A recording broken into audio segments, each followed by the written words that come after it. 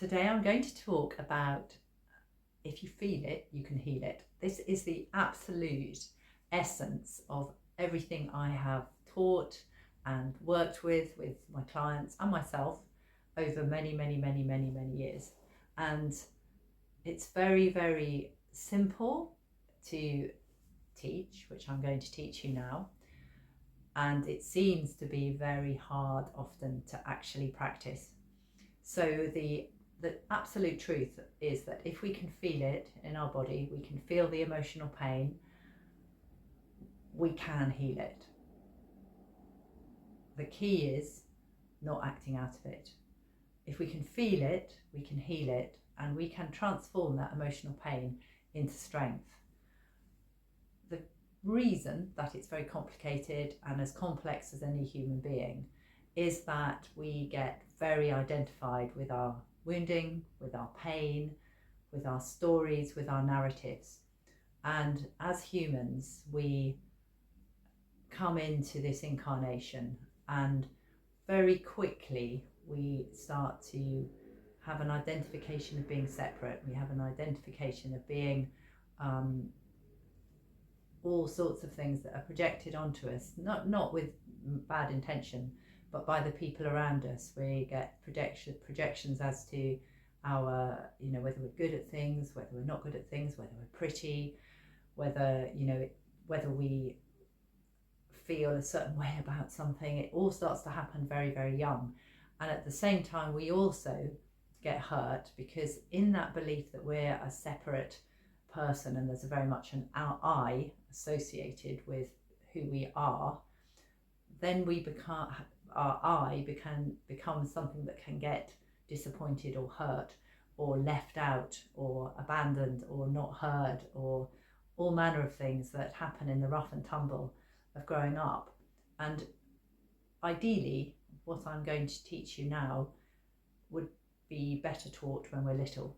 And as people evolve and as people learn this, and younger people learn it and start to have babies and teach their babies, not that they are going to be some extension of them or projection onto what they hope they're going to be in terms of achievements or ways of behaving that suit the parents. If instead the child is recognized as a unique, separate being, although there is no separation, but that's just language. Of course, we're all one. There isn't any separation. However, if the child is allowed to express its own unique energy and given guidance, of course, how to be in society, how to interact with one another, but if instead we're acknowledged for all of our feelings as they arise when we're little, there wouldn't be the pain response to being told that our feelings aren't valid,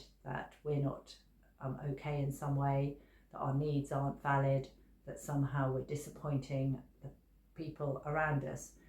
When that happens, we get hurt. We get hurt in those relationships. And then what can happen, and generally does happen with most humans, in fact, in my experience, I've been working in the lives of others for 47 years, and I would say with every single person I've ever met, and that's many hundreds and hundreds of people, everybody's got hurt. And everybody has somehow deemed themselves not good enough, should do better, not loved enough, not enough. And it's such a deep wound. And it goes through life. And then, of course, what happens is that adaptation to that wound will be played out in all manner of different ways. So people will try very, very hard to be enough. They'll not do anything because they know they're no good anyway. They'll hear things differently to what is actually said from people. So they'll have a response to somebody saying, oh, that's wonderful what you did today, but perhaps you could have done it like this, and all they hear is I'm no good. And therefore the stage of life that we're on, as Shakespeare said, all of life is a stage. What happens is we then end up having the same experiences again and again of these hurts. Different people, different players, but the same cycles. So the first important thing is to recognize that it's our responsibility to heal ourselves, and that if we have disappointments in our life, if we have difficulties in our relationships, in our work, in our any endeavors we do, if there's things that are going wrong, we need to take responsibility for this, and that's the first place. So when we really take full responsibility and recognize there's no one to blame, ultimately whatever's happened to us, whether we've had wrongs done to us, we haven't been successful enough, we haven't had enough money, all of these things, if we recognize that that ultimately if we take responsibility for unraveling it, and as I say often, this doesn't mean that things didn't happen to us and there weren't some really big traumas that we've got to work through. I certainly never would minimize someone's experience, and obviously in my own life I've gone through all manner of things that I've had to work out and work through. So it's not about not recognizing the pains that happened, or the tragedies, or the traumas, or the abuses. It isn't not recognizing that these things happened and that that is part of a process to go through, but it's when we take full responsibility for our own healing, and we're the only people who can heal. And now we come to it, we need to feel it to heal it. And it isn't about going back over those past traumas, because what can happen, again, it can be relevant to go through the traumas and talk them through with somebody, and I have obviously played that role in many people's lives where it needs to be got out, and often it can be incredibly healing to get it out through conversation, through writing, through all manner of ways, and ultimately as well by crying, shouting, recognizing that this pain in the body needs to come out. So I'm not saying it's not about acknowledging it, but it isn't then about going over and over the trauma. I think sometimes people go over and over and over it, and what can happen is it just keeps rehashing it and bringing it up and not actually clearing it. If we go from the position of if we can feel it, we can heal it, it's recognizing that our past traumas are coming up in small ways in every single moment that we feel reactive. Any single reaction is an arrow to some unresolvedness in us. And if we want to work through the very big traumas, we need to be prepared to take responsibility from now for anything that comes up in the form of a reaction in our body. And the reactions are always in the body. If you're not sure you can feel a reaction, it might take some practice to notice when you feel cross with somebody, when you feel disappointed, when you feel hurt, when you feel angry, any of these emotions that arise, the extreme emotions. It can also be the extreme excitement or the extreme addictive feeling towards something. It's often ones that we quite like, and they're also for clearing. Those very extreme, when we get super excited about something, we're out of centre then, and that will be also often, well, always coming from something in our past. So it's first of all starting to be prepared to be present within our body 24/7. So this takes practice, because we're often not here. We're often thinking about other things in our mind, nowhere near present in our body. So therefore we're not necessarily being aware of what's going on. Somebody says something, we react, we think it's just the rough and tumble of life, and you end up having an argument, being cross, being upset because somebody's been rude to you, or not been polite at work, or your partner's had a tone of voice, or there's something gone on that you're upset about, and then you just go back at the thing and you go in a loop, but that keeps you stuck. And every time you're doing that, every single time, and people think it's normal, it's not normal. Our natural state is to be here, easeful, present, non-reactive. That's our natural state. But what looks normal is people getting upset with each other, and there are a lot of soap operas and books and plays and everything that are written that wouldn't be as exciting without the drama. And I think editors of, you know, all these films and plays and what have you, of course, or writers of them, they want to have an audience, and a normal life is that lots of drama and lots of people reacting and lots of upset.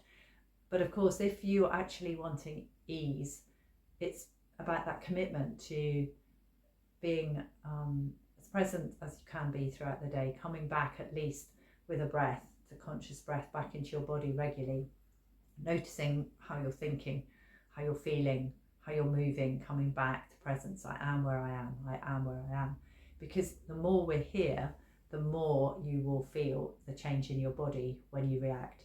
So somebody tells you that your work isn't good enough, or reprimands you because they are disappointed that you can't come out to dinner with them, or whatever. There's something that upsets you, and rather than thinking it's that person, if you've reacted, it's you.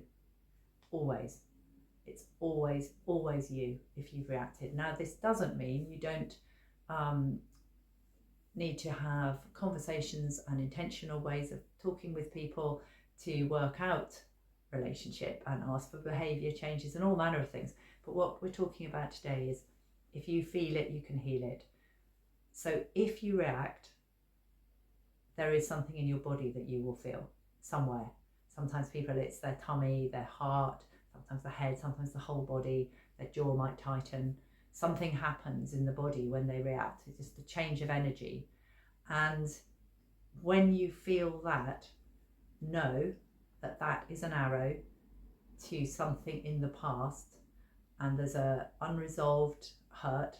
There's somewhere where the moment you react, you are cutting off love to the person in front of you, because there is a place where you haven't breathed love into yourself, where you feel not enough. I mean, that's the simplest way of putting it. So somebody externally, seemingly externally, triggers you, and you cut off to them with your reaction, and that's because there's a cut off in you. So if you feel some change in your body, that means there's an arrow to a hurt in you, and you have an opportunity in that moment to heal. You have an opportunity to clear some of the past pain. And if you're able to, or this is the way we have to be able to, press pause and not act out of that reaction. And reacting isn't always rah. Sometimes it's withdrawing from somebody. So it's to be able to feel it, not act out of it, because when we act out of it, you will reenact the past again. Just go round and round in a cycle. And be able to stay open, keep your tone level, stay with the person. Everything changes. Everything. Now, it doesn't mean you might have completely cleared the reaction in that time. You may need to go and do some work on it later. But as you get more practiced, you can clear it at the time. And when we are able to keep open, recognize the reaction is ours, not act out of it, breathe it out of our body, and it can start to happen and immediately, and you can breathe some things out in that moment if they're small things. We can heal it from whence it came, so it can go way back. And I think that's way back beyond this life, because we'll come in with old hurt, but we can clear it from whence it came. And it is a practice that if you start and commit to and do it 24/7. Now, of course, if there are slip-ups, you don't beat yourself up, because that's kind of stuff on stuff.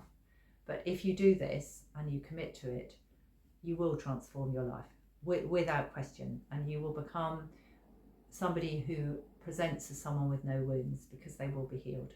And you won't be walking wounded, which most humans are. They are walking with their wounded child. And I would always describe an adult as somebody who has actually healed their wounded child themselves, bring them in to be able to be an adult in the world and be present with whomever is in front of them. So this is a commitment.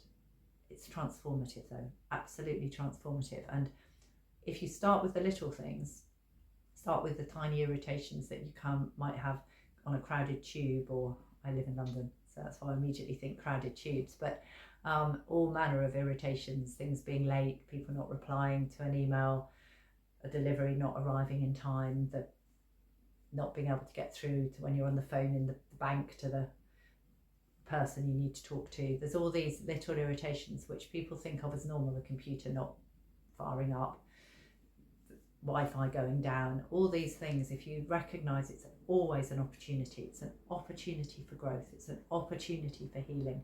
If you see it as this, you will transform your life. And you start with the small things, and then when you get properly triggered by an old hurt, whether it's with somebody and more of an intimacy, because often the more intimate the relationship, the more likely the triggers will happen, and you feel properly upset and properly angry and properly hurt, and you are able to recognize that it's you. Doesn't mean, as I say, that there isn't work to be done in the relationship, but that's another video. And you work on it, and you don't act out of it. And sometimes hurts that have come up you might feel them lurking in your body for days. And it doesn't mean you're in a state of pain for days, but because obviously it's good to carry on and live your life and go and meet people and bring your energy up, but you recognize it's still in your body and it needs clearing. And we can clear it with, as I said, deep conscious breathing, breathing out the tension, exercise consciously done, massage consciously done, shouting, dynamic meditation, going out somewhere, bashing a pillow, really expressing the rage or the pain, and feeling it leave your body. And it will leave. There is no question that if we properly work on this, we can completely heal our lives.